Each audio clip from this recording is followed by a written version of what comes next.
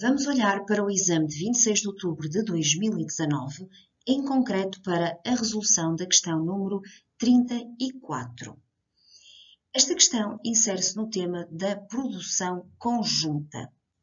E, basicamente, a questão que nós temos aqui é uma questão de natureza teórica, em que vamos enunciar os diferentes critérios que nós temos para fazer a repartição, então, dos custos conjuntos para a valorização dos produtos principais. Para isso, interessa perceber, em primeira linha, qual a distinção entre a produção conjunta e a produção disjunta. Ora, a produção conjunta, basicamente, é quando nós temos, numa primeira fase do nosso processo produtivo, um conjunto de custos que são comuns à produção de mais do que um produto. Portanto, nós temos, numa primeira linha, um conjunto de custos comuns que depois vão dar origem, mais à frente no processo produtivo, à separação desses produtos em que eles se autonomizam. Mas até que aconteça esse ponto, que é o chamado ponto de separação, nós temos um conjunto de custos conjuntos. Ora, nós precisamos de reparti-los pelos diferentes produtos. E para isso vai, naturalmente, haver critérios. Do ponto de separação, portanto, quando eles se autonomizam enquanto produtos principais para a frente, então nós já estamos a entrar numa produção disjunta, em que cada produto existe autonomamente e, naturalmente, que cada um deles pode ter os seus custos. Então, nesta fase, nós entramos nos chamados custos específicos. Ora, nós podemos ter na fase quer conjunta, quer disjunta, mas podemos ter produtos principais e subprodutos. Os produtos principais, no fundo, são aqueles produtos cuja empresa tem objetivo, é esse o objetivo de produção, é produzir a esses produtos principais. Portanto, pode ser um, podem ser vários, eles também podem ter a designação de coprodutos. Mas pode sair do processo produtivo subprodutos, ou seja, produtos que têm um valor comercial inferior. E, portanto, eles têm um valor comercial inferior, não é exatamente o objetivo da empresa produzi-los, mas eles saem do processo de produção. Assim sendo, eles também têm que ser valorizados. Portanto, se olharmos aqui para este esquema, conseguimos então compreender que nós temos uma fase de produção que é comum, onde temos os custos conjuntos ou os custos comuns, e depois temos o ponto de separação, portanto, que no fundo é onde eles se autonomizam, portanto, é onde nós temos aqui o nosso ponto de separação, e em que eles passam a existir de forma autónoma. Portanto, o produto A segue naturalmente o seu caminho, o seu processo produtivo, e o produto B segue também um processo produtivo que é independente do processo A. E, portanto, nesta fase, cada um dos produtos terá os seus custos. Portanto, a fase dos custos específicos, em que cada produção é independente uma da outra. Para que nós possamos então relevar contabilisticamente tudo isto, temos então, conforme foi referido há pouco, a distinção entre os produtos principais ou coprodutos e os subprodutos. Já sabemos que os produtos principais são o objetivo de produção da empresa, portanto é o objeto principal da sua atividade e têm naturalmente o valor comercial elevado, mas deste processo podem sair também subprodutos que efetivamente não é ou não constituem o objeto principal da atividade da empresa e, por norma, têm um valor comercial inferior aos produtos principais. Ainda no processo produtivo podem sair resíduos, desperdícios e refugos, sendo que podem ter ou não valor comercial, depende do que for e do tratamento que vamos fazer a estes resíduos, desperdícios e refugos. Mas depois também temos os chamados os semiprodutos, Ora, são produtos que ainda vão precisar de mais operações de transformação. E, portanto, nós temos todos estes produtos que podem sair de um processo produtivo. Claro que para valorizar e para repartir, então, os custos conjuntos, nós precisamos de critérios. No caso específico dos produtos principais, nós temos 3 critérios. Podemos repartir em função das quantidades produzidas, do preço de venda relativo da produção ou valor potencial da venda da produção, ou então, que no fundo constitui a nossa regra geral, o valor de venda reportado ao ponto de separação ou valor de venda da produção no ponto de separação. Olhando para a descrição de cada um deles, acaba por ser bastante intuitivo. Relativamente ao critério da quantidade produzida, os custos conjuntos vão ser repartidos pela percentagem percentual que cada quantidade de cada produto tem na quantidade total produzida.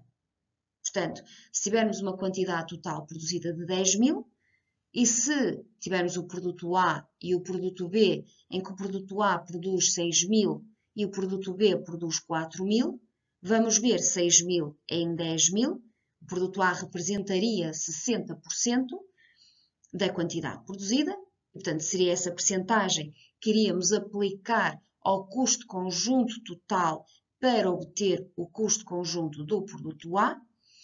E, relativamente ao produto B, seria então 4.000 a dividir por 10.000, que daria uma percentagem de 40%, que iríamos aplicar então ao custo conjunto, em que ficaria então 40% do custo conjunto total, seria então o custo conjunto do produto B. Relativamente ao segundo critério, valor da venda da produção ou venda potencial, a lógica é exatamente a mesma que nós vimos para o critério anterior.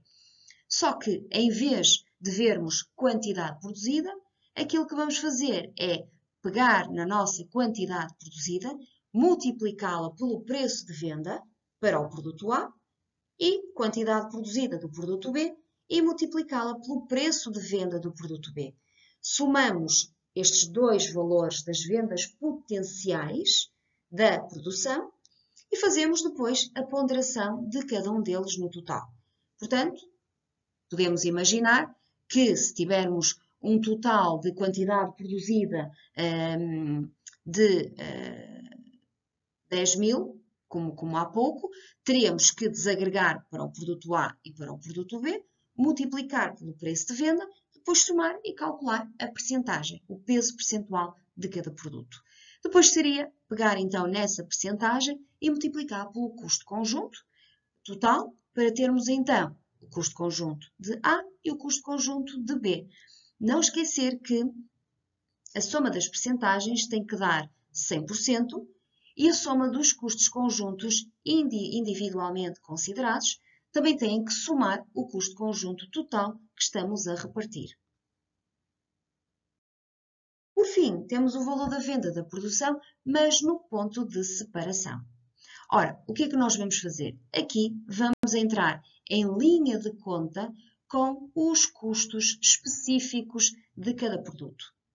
Portanto, basicamente aquilo que nós vamos fazer é calcular o valor de venda da produção de cada produto, como fizemos no critério anterior, mas vamos tirar a cada um deles o custo específico de A, o custo específico de B.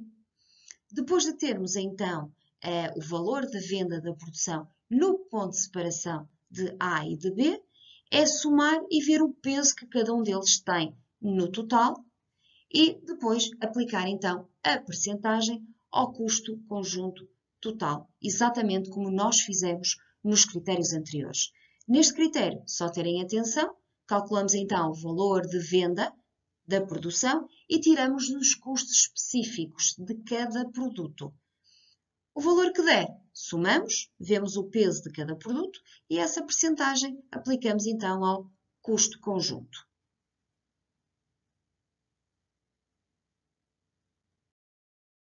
Relativamente aos subprodutos e resíduos, também com valor comercial ou resíduos sem valor comercial, aquilo que precisamos também são de critérios.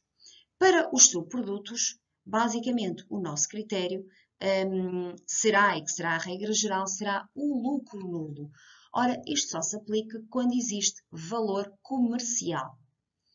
Para os resíduos, a lógica é exatamente a mesma. Se tiver valor comercial, utilizaremos então o critério do lucro nulo. Se não tiver valor comercial, aquilo que vamos utilizar é então o critério do custo nulo. Há que distinguir aqui uma questão importante. É que, relativamente aos resíduos, ele pode não ter valor comercial e não ter custos de remoção. Portanto, para todos os efeitos, o que é que vai acontecer? Qualquer custo relacionado com o mesmo vai ficar imputado nos produtos principais. Contudo, se ele não tiver valor comercial, mas tiver custos de remoção, estes custos têm que aparecer evidenciados no apuramento do nosso custo de produção. Se ele for vendável, então vamos utilizar o critério do lucro nulo. Ora, olhando então para cada um destes critérios, o que é que eles significam? Ora, o critério do lucro nulo, basicamente, é exatamente aquilo que está dito. É que os rendimentos e os gastos são exatamente iguais. Daí o lucro ser zero ou ser nulo. Portanto, aquilo que nós vamos fazer é atribuir ao custo de produção o valor da venda da produção desse produto ou desse subproduto. Naturalmente que, havendo custos específicos, é necessário deduzi-los, industriais e não industriais, todos os custos específicos que estejam associados. Portanto, vamos determinar o valor da venda da produção, vamos de retirar todos os custos específicos se houver lugar aos mesmos e esse valor que depois é calculado é deduzido ao custo total de produção. Porque o custo total de produção, aquilo que evidencia é o custo de produção de todos os produtos. Portanto, aquilo que temos que fazer é expurgar o custo do subproduto para ficarmos só com o custo dos produtos principais. Então, para isso, aquilo que vamos fazer é deduzir sempre o subproduto quando o valorizamos pelo lucro nulo. Mas temos aqui um outro critério, que é o critério do custo nulo. Ora, basicamente, o custo nulo, aquilo que nós fazemos é não assumir qualquer tipo de custo. E, portanto, o custo de produção vai ficar junto com o custo dos produtos, com o custo de produção dos produtos principais. Portanto, se tiver valor comercial, nós vamos aplicar o lucro nulo. Se não tiver valor comercial, aquilo que nós vamos fazer é aplicar o critério do custo nulo.